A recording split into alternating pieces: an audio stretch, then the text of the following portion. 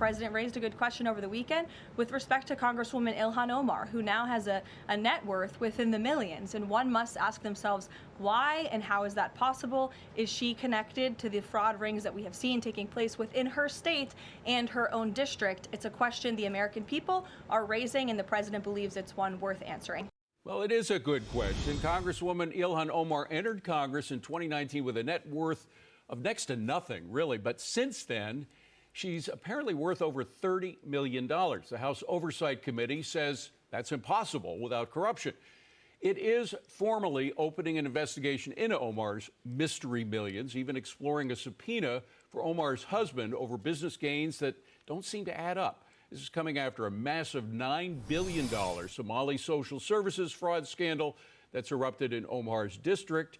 Charlie's got details of this. Charlie, let's start with her husband, a guy named Tim Minette, who was a political operative working with people who were involved in all these scandals, and particularly, of course, Omar, and then Keith Ellison when he was a member of Congress. He's now the Attorney General. He was in his. How does this guy Tim Minette go from being a radical political operative to being essentially a hedge fund guy? Well, no one really knows. I should point out that we spent at the Post 3 weeks, more than that, 4 weeks, almost a month on this story.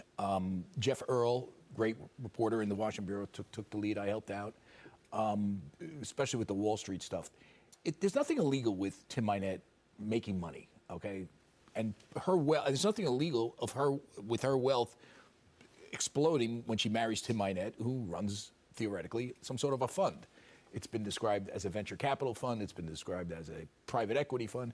If you go to the website, it said it once managed $60 billion in assets. And I interviewed, over a dozen people that are in this space. No one could figure out who this guy is. No one ever really heard of him outside the political realm. He was a very good, apparently, sort of progressive, political advisor. It's the money part that no one seems to understand. There's no disclosures. Now, we should point out, if you're a venture capital fund, you don't necessarily have to disclose. If you're a private equity fund with more than $100 million in assets, you should be disclosing with the SEC. There is no disclosure here. We don't know, based on this sort of obtuse way he discloses it on his website, Rose Lake Capital, I believe it is. Yeah. You don't know where the private equity and where the venture capital ends and begins. They do say $60 billion in assets, which, by the way, if you're running $60 billion in assets, that's several times higher than what Steve Cohen runs at his big hedge fund. I mean, you should leave some footprint. No one could figure it out. There is issues here with a side gig he had with a winery. Right. And there was also issues about who he put on his board. Look of his board of advisors, who kind of didn't know they were barely aware they were on the. Max Baucus was on that. We tracked him down. They scrubbed that list, by the way, when all these stories broke. They scrubbed it. These guys all said we didn't know we were advisors. Well, they scrubbed it after the first Post story on it, and then Jeff actually spoke with Baucus on it, and he said I think they took his name off because he didn't know what they were doing. He didn't have a clue. Jackie, let's just take a piece of this. That wine company, which went from having a value of $15,000 in 2023 to over 1 million, between 1 and 5 million just a year later, and yet you go into their site, you can't find the production, you can't find what they're selling. There have been people who've gone to the business, and sort of like the Somali scandal in Minneapolis, there's nobody there. Right. I mean, so there are these kind of phantom operations that are a part of this. The wine business is a very hard business, especially for a new company. So to just open and all of a sudden, did you say within a year, skyrocket to over $1 million business, and then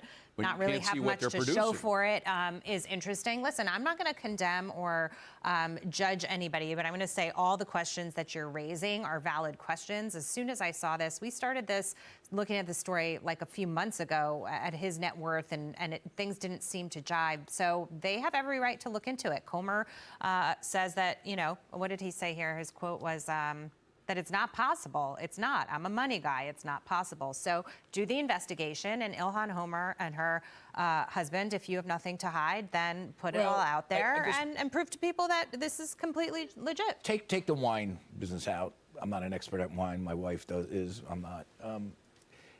Particularly on the business side, the fund thing is interesting to me. only because it is possible to build a significant venture capital fund. It is possible. Based on your political connections with top people, and top people in the Democratic Party clearly know this guy.